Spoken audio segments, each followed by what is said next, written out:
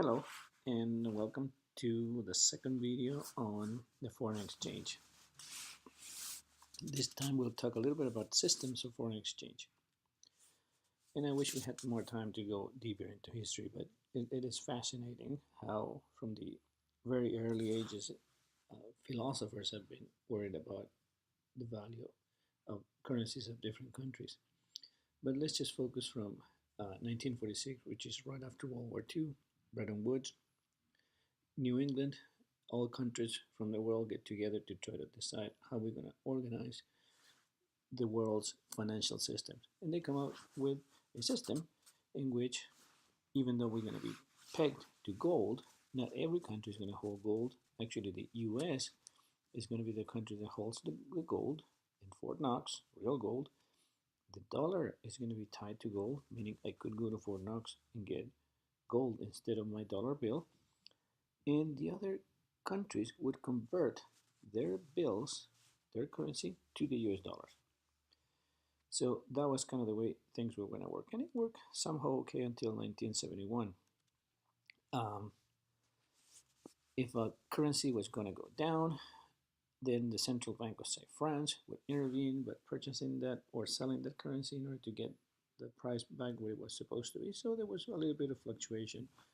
But what the book calls economic difficulties, which could lead to a number of other interpretations, ended up with the U.S. dropping the gold standard and the whole international monetary system coming to a break. There's different theories of what happened, and I wish you guys could read some of it. There's a lot of interesting theories about what really happened. Those are a little bit outside the scope of our class, but let's say that just ended, and we came with a new system, which is no more gold behind the bills, and currencies float against each other. So right now, for most countries, we have a floating rate. So basically, the market determines via supply and demand whether rates are going to go up or down. So what are the main issues here? Well, if a country has a trade deficit or trade surplus, that means that we're going to need more Chilean pesos to buy all the things that Chile is selling, and that would create extra demand for the Chilean peso, making the price of it go up. So the more wine from Chile you buy, the more apples, the more fish, the higher the value of the Chilean peso compared to other currencies.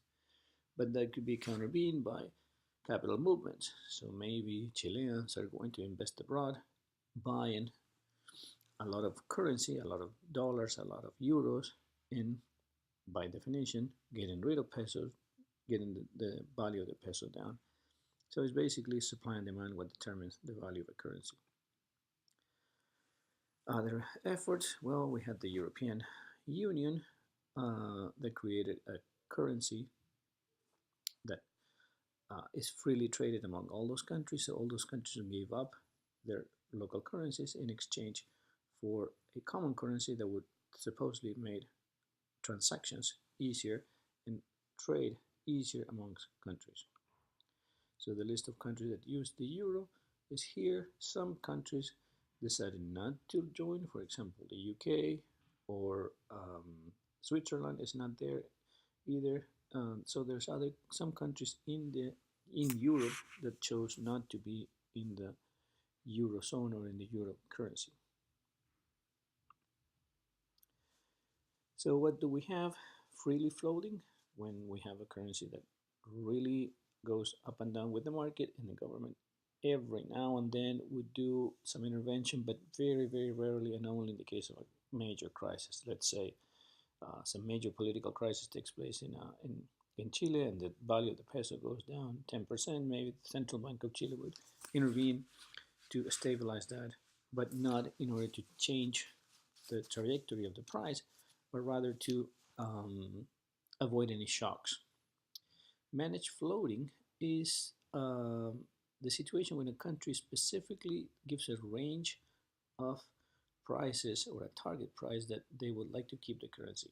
And they signal this to the market and they tell them we would like to be, for example, the Chilean peso to be between 600 and 650, pesos per dollar, so the government would intervene whenever the Chilean peso would approach either the 600 or the 650 to bring it back within that channel. Some countries go further. Some countries decide, you know what, we are not going to have any currency.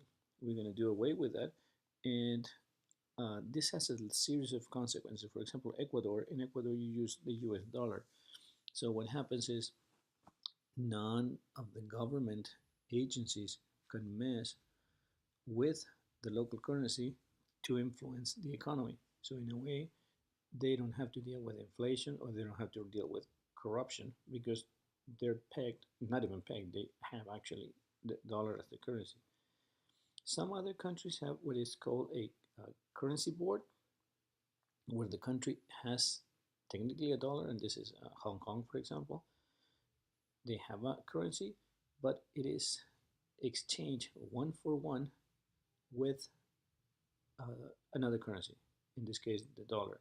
So basically, for every Hong Kong dollar you have, there's a certain amount of dollars at the central bank in Hong Kong backing this up. Famously, Argentina did something like that in 2001, 2002. We ended up in a massive crisis because basically Argentina did not have the dollars in the bank that were supposed to be there. That's a whole different story. And then we have like a fixed peg, or this is not a pig, it's a peg. So the country is going to peg the currency to another one or to a basket.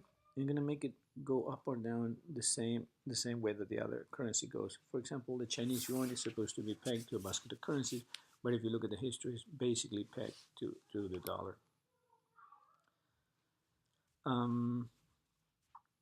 So I guess, yeah, we have the Chinese yuan, which has been around 6 yuan per dollar for the last 5-10 years, something like that.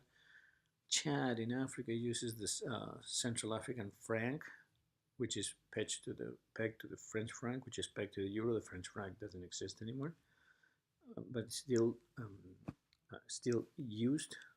Is not traded in currency anymore. We call a currency that is convertible if we can go to the central bank in the country and exchange it for any other currency we want. We can freely exchange it, and we can freely take it to the market and try to get some money for it. And also, whether I'm a Chilean or a foreigner, I can go and buy and sell Chilean pesos at will. When you don't have convertible currency, or you have non-convertible currency, you as a multinational company are in a bit of trouble, because you're going to get paid with the currency that you may or may not turn into something that you can use to go buy things at Walmart. I mean, what are you going to use, or what are you going to do if you get a bunch of Venezuelan bolivars? So the Chinese yuan is one of these currencies. You cannot trade it freely. You need to trade it, or you can trade it only if you have a valid transaction. If you bought something from China or you sold something from China, you're gonna get quote unquote legit renminbi or Chinese yuan. In those you can exchange, but if you accumulate them, a pile of them, you won't be able to just go to the corner store and change them for something, unless at least not legally.